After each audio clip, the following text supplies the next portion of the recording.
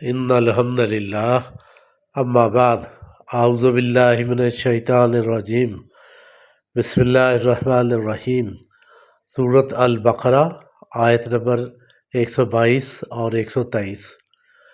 یا بنی اسرائیل، اے بنی اسرائیل، اذکروا، یاد کرو، نعمتی، میری نعمت کو، التی، وہ جو، انعمت، میں نے تم پر انعام کی، علیکم، تم پر، وانی، اور بے شک میں نے، فضلتکم، فضیلت دی تم کو، علی العالمین، اوپر تمام جہانوں کے۔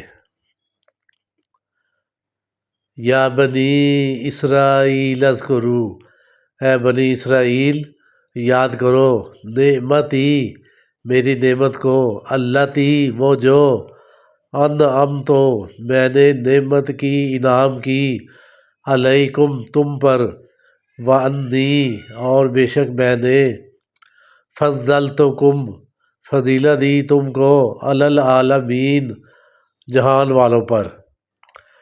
اس آیت میں اللہ تبارک و تعالیٰ بنی اسرائیل کو اپنی نعمتوں کے متعلق یاد کروا رہے ہیں۔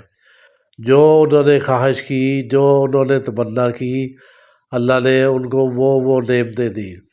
اللہ نے ایک وادی میں جب ان کو محصور کیا، ادھر دھوپ تھی تو ادھر بادلوں کا سایہ کر دیا۔ ادھر اللہ نے ان کے لیے من و سلوہ اتارا کہ یہ کھا لیا کرے۔ جب پانی کے لیے انہوں نے خواہش کی تو حضرت موسیٰ علیہ السلام نے عصا مارا پتھر پہ تو اس میں سے چشمے پانی کے جاری ہو گئے۔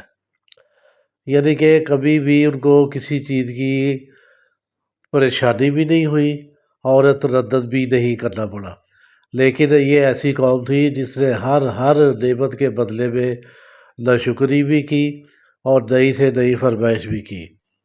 اللہ تبارک و تعالیٰ اس آیت میں ان کو بتا رہے ہیں کہ اگر تم غور کرو تو میں نے تمام جہان والوں میں سے تم پر جو تم کو فضیلت دی اور تم پر بڑی نعمتیں عطا نازل فرمائی، اگر کبھی غور کرو تو صرف یہ چیز ہی کافی ہے تمہارے لیے کہ تم جو نا میرے مشکور بن جاؤ اور میرے فرما بردار بندے بن جاؤ۔ لیکن ظاہر ہے اگر اتنا وہ فکر کرنے والے ہوتے، اتنا غور کرنے والے ہوتے تو وہ پہلے ہی کیوں لاپرواہیاں کرتے۔ واتقوا، اور ڈرو، یومن، اس دن سے، لا تجزی، نہ بدلہ دے گی، نفس، کوئی جان، عن نفس، کسی جان کو، شیئن، کچھ بھی، ولا، اور نہ، یقبل، قبول کیا جائے گا، منہا، اس سے، عدل، کوئی معاوضہ، ولا، اور نہ، تنفعہا، فائدہ دے گی اسے، شفاعت، کوئی سفارش، ولا ہم، اور نہ وہ، ینصرون، مدد کیے جائیں گے۔ واتقوا، اور ڈر جاؤ، یومن، اس دن سے، یعنی قیامت والے دن سے، لا تجزی نفس، نہ فائدہ دے گی کوئی جان، عن نفس، کسی جان کو، شیئن، کچھ بھی، ولا یقبل، اور نہ اس سے قبول کیا جائے گا، منہا، اس سے، عدل، کوئی معاوضہ، ولا تنفعہا، اور نہ فائدہ دے گی اس کو، شفاعت، کوئی سفارش، ولا ہم ینصرون، اور نہ ان کی مدد کی جائے گی۔ اللہ تبارک و تعالیٰ اس آیت میں تمام لوگوں کو ایک بات بتا رہے ہیں کہ قیامت والا دن ہے نا جو، وہ روز جزا ہے۔ ہم نے دنیا میں جو کام کیے ہیں ہمیں اس کا بدلہ ملنا ہے۔